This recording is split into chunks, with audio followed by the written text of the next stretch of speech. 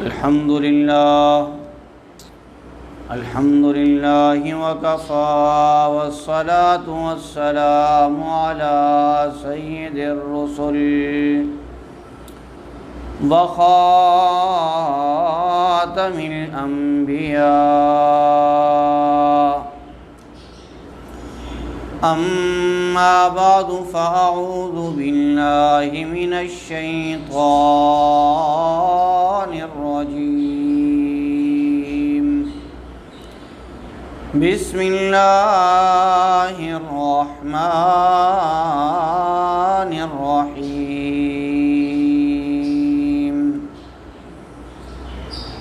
واصبر نفسك مع الذين يدعون ربهم بالغداة والعشي يريدون وجهه ولا تعد عيناك عنهم تريد زينة الحياة الدنيا ولا تطع من أغفلنا قلبه عن ذكرنا واتبع هواه وكان أمره فرطا.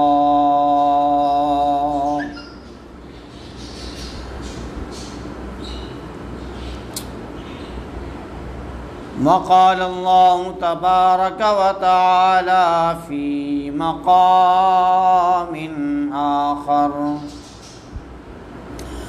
فإن آمنوا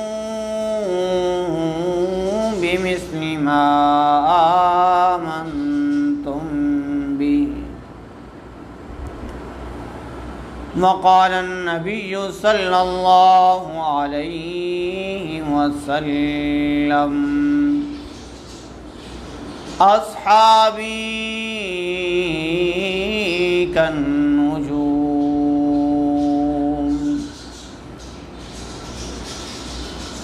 بأيهم اقتديتم اهتديتم.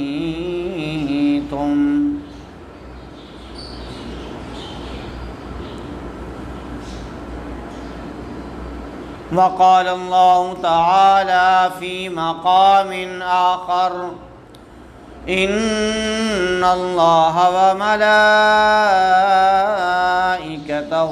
يصلون على النبي يا أيها الذين آمنوا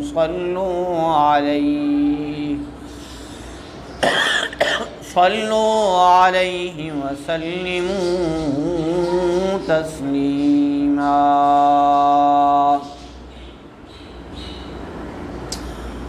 اللهم صل على محمد وعلى آل محمد كما صليت على إبراهيم وعلى آل إبراهيم إنك حميد مجيد.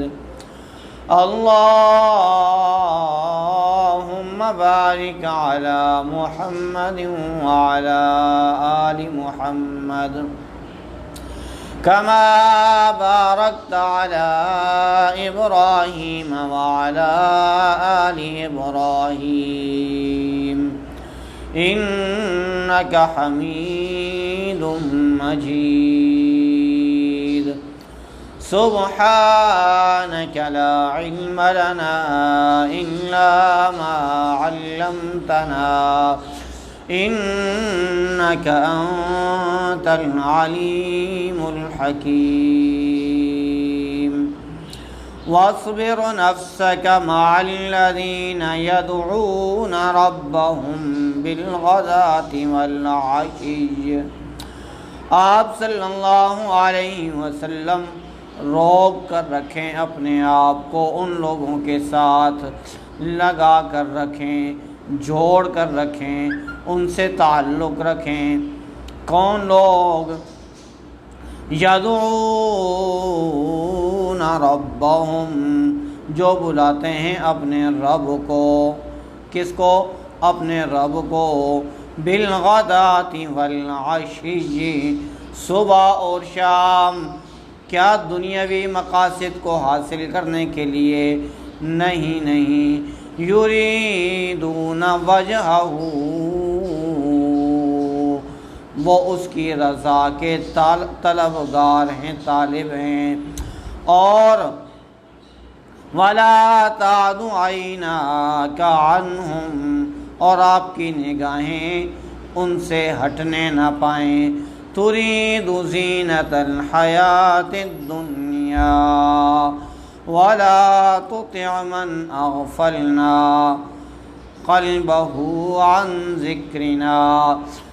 تريد، آپ صلی اللہ علیہ وسلم کیا زندگی، دنیاوی زندگی کی زینت کا ارادہ کرتے ہیں؟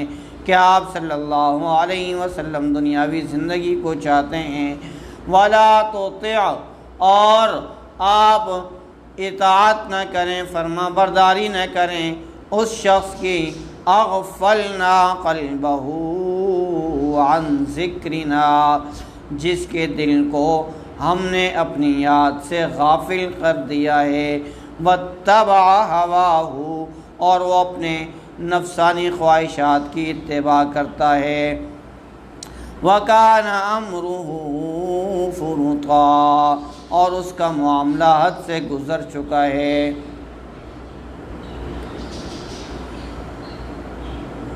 ارشاد التوحید و سنہ یونٹ شیخ القرآن حلقہ چین سرگوٹ کے زیر اہتمام الحمدللہ دروس قرآن کا ماہانہ طور پہ سلسلہ جاری ہے، اور یہ آج کا درس قرآن بھی اسی سلسلے کی ایک کڑی ہے۔ اور آج کے درس کا عنوان عظمت صحابہ رکھا گیا ہے۔ دعا ہے اللہ رب العزت سے کہ وہ مجھے حق اور سچ کہہ سکنے کی، اور اس کے بعد مجھے اور آپ کو اس پر عمل پیرا ہو سکنے کی توفیق عطا فرمائے۔ چونکہ ذی الحج کا مہینہ چل رہا ہے، آج 19 ذی الحج ہے، اور اگلا مہینہ پھر محرم کا مہینہ ہے، اور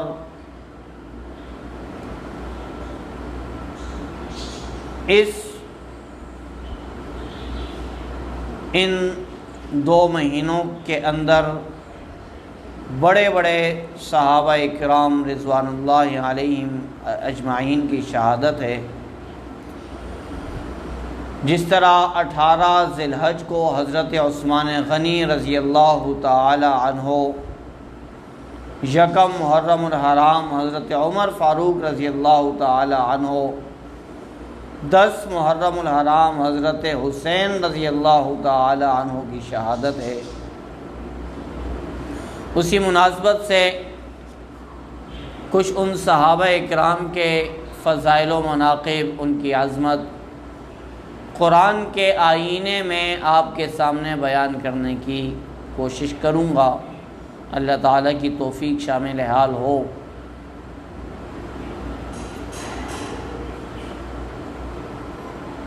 ہم ارشاد التوحید و سنہ والے، ہمارا یہ نظریہ اور عقیدہ ہے کہ ایام منانا، کسی کا یوم وفات یا کسی کی یوم پیدائش منانا، شریعت ہرگز اس چیز کی اجازت نہیں دیتی۔ شریعت ہرگز اس چیز کی اجازت نہیں دیتی کہ کسی تابعی کا، کسی بزرگ کا، کسی ولی کا، کسی صحابی کا یا کسی نبی کا یوم وفات یا یوم پیدائش منایا جائے، چونکہ ہمارے لیے نمونہ آپ صلی اللہ علیہ وسلم کی زندگی ہے۔ لَقَدْ كَانَ لَكُمْ فِي رَسُولِ اللَّهِ أُسْوَةٌ حَسَنَةٌ، اللہ کے رسول صلی اللہ علیہ وسلم کی زندگی ہمارے لیے اسوہ حسنہ کے طور پر موجود ہے۔ حضرت حمزہ رضی اللہ تعالی عنہ کی شہادت تمام صحابہ کی شہادتوں میں سے سب سے دردناک شہادت ہے کہ آپ کو شہید کرنے والا آپ کا قاتل حضرت وحشی رضی اللہ تعالی عنہ جب ایمان لائے تو اللہ کے رسول صلی اللہ علیہ وسلم نے فرمایا، وحشی تو ایمان لے آیا، اللہ نے تیرے سارے گناہوں کو معاف فرما دیا، لیکن تو میرے چہرے کے سامنے نہ بیٹھا کر، تو میری پیٹھ پیچھے بیٹھا کر، اس لیے کہ جب میں تجھے دیکھتا ہوں تو مجھے اپنے چچا حضرت حمزہ کے ٹکڑے نظر آ جاتے ہیں، وہ یاد آ جاتا ہے منظر، اور وہ منظر آنکھوں کے سامنے آ جاتا ہے، اور پھر صبر کرنا میرے لیے مشکل ہو جاتا ہے، تو اس لیے میرے سامنے نہ بیٹھا کر۔ اتنی دردناک اور المناک شہادت ہے حضرت حمزہ رضی اللہ تعالی عنہ کی۔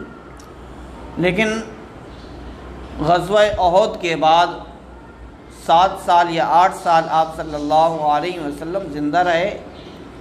کبھی آپ صلی اللہ علیہ وسلم نے اس دن کو بطور غم کے نہیں منایا، کبھی آپ صلی اللہ علیہ وسلم نے اس دن کو یوم شہادت کے طور پر یا یوم وفات کے طور پر نہیں منایا۔ اسی طرح آپ صلی اللہ علیہ وسلم کی صاحبزادیاں فوت ہوئیں، بڑے بڑے صحابہ اکرام رضوان اللہ علیہم اجمعین بدر و احد، خندق، احزاب میں شہید ہوئے، اور اسی طرح آپ صلی اللہ علیہ وسلم کی پیدائش، یہ سارے معاملات اللہ کے رسول صلی اللہ علیہ وسلم کی زندگی میں یہ سال، یہ مہینے، یہ دن کئی دفعہ آئے، لیکن اللہ کے رسول صلی اللہ علیہ وسلم نے ان ایام کو نہیں منایا، اور ہمیں یہ درس دیا، امت کو یہ درس دیا کہ ان ایام کو نہیں منانا، بلکہ یہ جو عظیم لوگ ہیں ان عظیم لوگوں کے نقش قدم پہ چلنا ہے۔ اصل جو مقصد ہے وہ یہ ہے بس۔ تو ہم ایام منانے کے قائل نہیں ہیں۔ یہ ضمناً ایک بات میں نے آپ کے سامنے عرض کر دی، میں پہلے بھی اس کو کئی دفعہ عرض کر چکا ہوں، اس لیے 18 ذی الحج ہو، 1 محرم الحرام ہو، یا 10 محرم الحرام ہو، یہ اس کے علاوہ رجب کا مہینہ یا کوئی بھی مہینہ ہو، کوئی بھی دن ہو، کسی بھی صحابی کی شہادت ہو، تو اس دن کو بطور یوم وفات، یوم شہادت کے منانا جائز نہیں ہے۔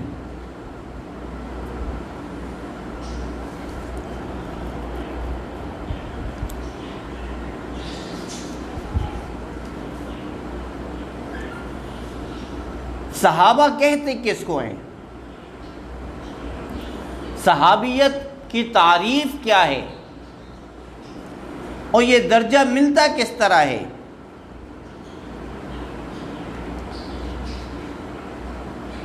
صحابی کہتے ہیں اس شخص کو کہ جو ایمان کی حالت میں نبی اکرم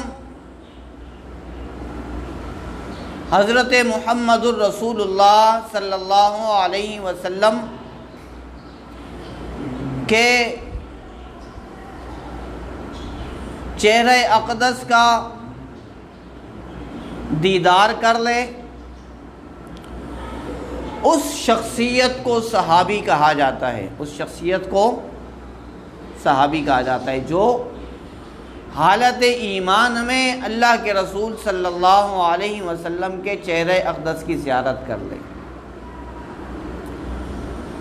اور صحابیت کا تعلق کسب کے ساتھ نہیں ہے، جس طرح نبوت کا تعلق کسب کے ساتھ نہیں، محنت کے ساتھ نہیں۔ عمل کیا، کوشش کی، بہت زیادہ محنت کی، بہت زیادہ نمازیں پڑھیں، روزے رکھے، تہجد گزار ہوا، گناہوں سے بچتا رہا، نیکیوں کی طرف مائل رہا،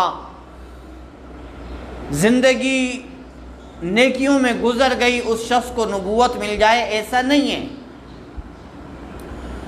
بلکہ درجہ نبوت وہ درجہ ہے جو اللہ رب العزت کی طرف سے عطا ہوتا ہے۔ یہ الگ بات ہے کہ جس کو اللہ رب العزت نبی بناتے ہیں وہ اپنے زمانے کا سب سے زیادہ تہجد گزار، سب سے بڑا عابد اور زاہد ہوتا ہے۔ اس کے علم، اس کے تقوی، اس کے حسن، اس کے جمال، اس کی سیرت اور صورت کا مقابلہ نہیں ہو سکتا، لیکن ان وجوہات کی بنا پر اللہ کسی کو نبی نہیں بناتا۔ بالکل اسی طرح جس طرح درجہ نبوت کسبی نہیں، کوشش سے حاصل نہیں ہوتا، اسی طرح درجہ صحابیت بھی کسبی نہیں ہے، وہبی ہے۔ کوشش سے مل جائے، محنت سے مل جائے،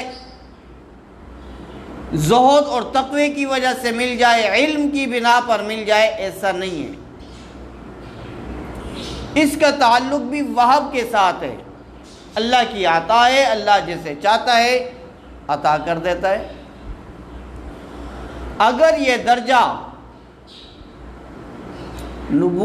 صحابیت والا اگر یہ کسب کوشش کی وجہ سے ملتا تو پھر امام ابو حنیفہ بھی صحابی ہوتے، پھر امام مالک بھی صحابی ہوتے، امام بخاری بھی صحابی ہوتے، شیخ عبد القادر جیلانی صحابی ہوتے، لیکن کسب کی وجہ سے نہیں ملتا، عمل کی وجہ سے نہیں ملتا، نماز، روزہ، زکوٰۃ اور حج کی ادائیگی کی وجہ سے، زہد اور تقوی کی بنیاد پر، علم کی بنیاد پر یہ رتبہ اور یہ درجہ نہیں ملتا، بلکہ یہ درجہ ملتا ہے اللہ کی طرف سے اس شخص کو جو ایمان کی حالت میں اللہ کے رسول صلی اللہ علیہ وسلم کے چہرے پر انوار کی زیارت کر لے، بس۔ اور یہ اتنا بلند مقام ہے، یہ اتنا بلند درجہ ہے صحابیت کا۔ یہاں پر یہ بھی عرض کرتا چلوں کہ ہمارا یہ بھی نظریہ ہے کہ صحابہ اکرام رضوان اللہ علیہم اجمعین یہ معصوم عن الخطا نہیں ہیں، ان سے گناہوں کا ہو جانا یہ محال اور ناممکن نہیں ہے، ممکن ہے، لیکن اللہ نے ان کو محفوظ رکھا ہے، ان سے گناہ ہوئے نہیں۔ یہ ضمناً ایک بات عرض کر رہا ہوں کہ صحابہ معصوم نہیں ہیں،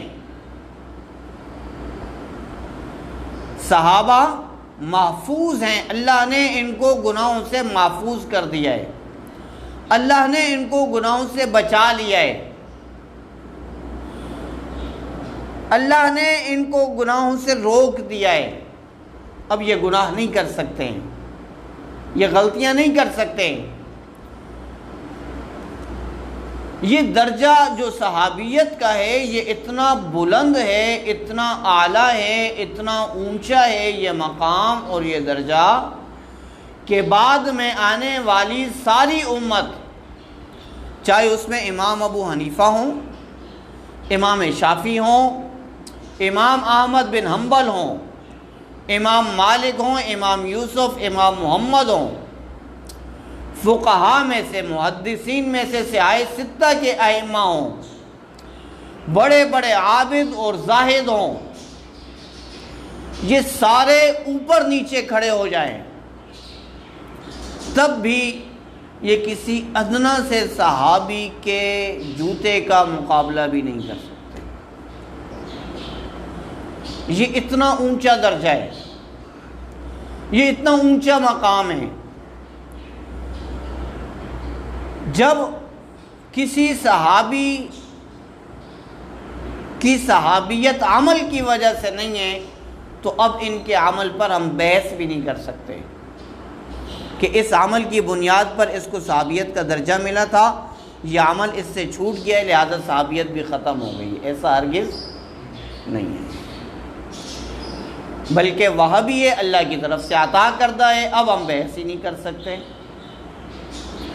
بہت سے صحابہ ایسے بھی ہیں، کچھ صحابہ ایسے بھی کہ جن کی نماز نہیں ہے، اللہ کے رسول کے پاس آیا ایک شخص، جنگ کا موقع ہے، عرض کیا اگر آپ پر ایمان لے آؤں، جنگ میں مارا جاؤں تو کیا ملے گا؟ آپ صلی اللہ علیہ وسلم نے فرمایا جنت ملے گی۔ اب اس نے نہ کوئی نماز پڑھی ہے، نہ کوئی روزہ رکھا ہے، نہ کوئی زکوٰۃ دی ہے، نہ کوئی حج کیا ہے، نہ کوئی اور نیک عمل کیا ہے، بس اس نے کلمہ پڑھا، جنگ میں گیا، شہید ہو گیا اور جنت کا حقدار بن گیا۔ کیوں؟ اس لیے کہ اس کو جو نسبت ملی ہے وہ نسبت اس کے بعد آنے والی امت کو، صحابہ کے بعد آنے والی امت کو وہ نسبت نہیں ملی، اور وہ نسبت کیا ہے؟ وہ نسبت رسول ہے۔ جب یہ مقام مل گیا صحابہ کو، صحابیت کا درجہ مل گیا، اور پھر صحابہ نے اپنا سب کچھ قربان کر دیا اللہ کے رسول صلی اللہ علیہ وسلم کے حکم پر، مال بھی قربان کیا، جانیں بھی قربان کی، عزتیں بھی قربان کی، آبروئیں بھی قربان کی، اپنا علاقہ بھی چھوڑ دیا، اور یہ علاقہ کوئی چھوٹا علاقہ یا کوئی ایسا عام سا علاقہ نہیں ہے، یہ وہ علاقہ ہے، یہ وہ محلہ ہے، یہ وہ بستی ہے کہ آج تک آنے والے مسلمان، ہر مسلمان کی یہ آرزو ہے کہ یا اللہ زندگی میں ایک دفعہ تو مکہ دکھا دے، یا اللہ زندگی میں ایک دفعہ تو اپنے گھر خانہ کعبہ کعبۃ اللہ کا دیدار کرا دے، یا اللہ زندگی میں ایک دفعہ تو مسجد حرام کی نمازیں نصیب فرما دے۔ اللہ تعالیٰ مجھے اور آپ کو سب کو نصیب فرمائے۔ لیکن اللہ کے رسول کے حکم پر حبشہ کی ہجرت کی، وہاں سے واپس آئے، مدینہ کی ہجرت کی، اور ساری زندگی کے لیے مکہ کو چھوڑ دیا۔ کیوں؟ اس لیے کہ اللہ کے رسول صلی اللہ علیہ وسلم نے حکم دیا تھا۔ جب یہ سب کچھ کر دیا، صحابہ نے اپنا سب کچھ اللہ کے رسول کے حکم پر اللہ کے لیے سب کچھ قربان کر دیا، اپنا سب کچھ اللہ کے رسول پر نچھاور کر دیا، تو پھر اللہ نے کیا مقام دیا، سبحان اللہ۔ اللہ کے رسول صلی اللہ علیہ وسلم کے دربار میں، محفل میں صحابہ اکرام بیٹھے ہوئے ہیں، مشرکوں کے بڑے بڑے سردار آئے۔ وہ سردار جب مجلس میں آئے تو انہوں نے دیکھا کہ غریب صحابہ بیٹھے ہوئے ہیں، تو آ کر انہوں نے اللہ کے رسول سے یہ مطالبہ کیا کہ جب ہم آپ سے ملاقات کے لیے آئیں تو یہ عام چھوٹے چھوٹے صحابہ آپ کی محفل میں نہیں ہونے چاہیے۔ اور اللہ کے رسول صلی اللہ علیہ وسلم کے ذہن میں یہ بات آئی کہ اگر ان کی غیر موجودگی ان کے ایمان کا سبب بن جاتی ہے، اس سے بڑی کیا بات ہے۔ بس اللہ کے رسول صلی اللہ علیہ وسلم کے ذہن میں یہ بات آئی اور اللہ تعالیٰ نے قرآن مجید نازل کر دیا اور اس کو مختلف مقامات پر مختلف انداز میں بیان فرمایا۔ اما پارے میں سورہ عبس کے شروع میں فرمایا عبس وتولی ان جاءہ الاعمی وما یدریک لعلہ یزکی، اور یہاں پر سورہ کہف میں کیا فرمایا؟ وَاصْبِرْ نَفْسَكَ مَعَ الَّذِينَ يَدْعُونَ رَبَّهُمْ بِالْغَدَاةِ وَالْعَشِيِّ، اپنے آپ کو روک کر رکھیے، اپنی نگاہوں کا مرکز ان صحابہ کو بنا کر رکھیں، اپنے آپ کو روک کر رکھیں ان لوگوں کے ساتھ۔ کن لوگوں کے ساتھ؟ یدعون ربهم بالغداة والعشی یریدون وجہا، جو بلاتے ہیں اپنے رب کو بالغداة، صبح بھی اور شام بھی۔ ہاں، آپ کی نگاہوں کا مرکز کون ہونا چاہیے؟ صحابہ اکرام ہونے چاہیے۔ وہ لوگ آپ کی نگاہوں کا مرکز نہ بنیں، آپ کی نگاہیں ان کی طرف نہ جائیں۔ کن لوگوں کی طرف؟ جن کے دلوں کو ہم نے اپنے ذکر سے غافل کر دیا۔ قرآن مجید دوسرے مقام پر کہتے ہیں ختم اللہ علی قلوبہم وعلی سمعہم، اللہ نے ان کے دلوں پر مہر لگا دی۔ یہاں پر دوسرے انداز میں بیان فرمایا لا تطع من اغفلنا، اللہ نے ان کے دلوں کو غافل کر دیا، اپنے ذکر کے ساتھ اپنے ذکر سے غافل کر دیا، اور ان کا معاملہ تو گزر چکا ہے۔ ہاں جی، کیا مطلب؟ کہ اپنے آپ کو ان صحابہ کے ساتھ روک کر رکھنا ہے، اپنے آپ کو ان صحابہ کے ساتھ کیا کرنا ہے؟ روک کر رکھنا ہے، اپنے آپ کو ان سے ہٹانا نہیں ہے۔ لا تعد عیناک عنہم، اپنی آنکھوں کو ان کے اوپر رکھنا ہے۔ ہاں، آپ کی آنکھیں ان سے ہٹنی نہیں چاہیے۔ یہ مقام ملتا ہے پھر صحابیت کو، صحابہ کو پھر یہ مقام ملا۔ اور یہ بڑے بڑے کبار صحابہ نہیں ہیں جو اللہ کے رسول صلی اللہ علیہ وسلم کی مجلس میں بیٹھے ہوئے ہیں، حضرت ابوبکر یا عمر یا عثمان یا علی یا بڑے بڑے صحابہ نہیں، یہ عام اور درجے کے اعتبار سے چھوٹے صحابہ ہیں۔ یہ اللہ کے رسول صلی اللہ علیہ وسلم کی مجلس میں بیٹھے ہوئے ہیں، اور مشرکین کی یہ چاہت ہے کہ یہ مجلس سے اٹھ جائیں، لیکن کیا ہوا کہ اللہ کے رسول صلی اللہ علیہ وسلم کی بھی یہ چاہت تھی، اور اللہ نے کیا کہہ دیا؟ اللہ نے حکم دے دیا کہ جب یہ آپ کی مجلس میں بیٹھے ہوئے ہوں، جب یہ آپ کی محفل میں ہوں، تو پھر آپ کی مرکز، آپ کی نظروں کا محور اور مرکز یہ صحابہ ہونے چاہیے۔ پھر آپ نے ان کی طرف نہیں دیکھنا ہے، ان صحابہ کی طرف دیکھنا ہے۔ اللہ نے قرآن مجید میں بے شمار مقامات پر، قرآن مجید میں بے شمار مقامات پر صحابہ اکرام کی عظمت کو مختلف انداز میں بیان فرمایا ہے۔ وقت مختصر ہے، زندگی رہی تو پھر انشاءاللہ اس پر گفتگو کریں گے۔ صرف ایک پہلو آپ کے سامنے بیان کیا ہے کہ جب اللہ کے رسول صلی اللہ علیہ وسلم کے صحابہ، ان کو مقام یہ ملتا ہے، ان کی عظمت اتنی ہے، ان کی شان، ان کا مقام اتنا ہے کہ جب وہ اللہ کے رسول کی مجلس میں ہوں تو پھر اللہ کہتا ہے کہ پھر آپ کی نظروں کا محور اور مرکز بھی یہی ہونے چاہیے، پھر کوئی اور لوگ آپ کی نظروں کا محور اور مرکز نہ بنیں۔ دعا ہے کہ اللہ رب العزت کہنے سننے سے زیادہ عمل کرنے کی توفیق عطا فرمائے۔ وما علینا الا البلاغ المبین۔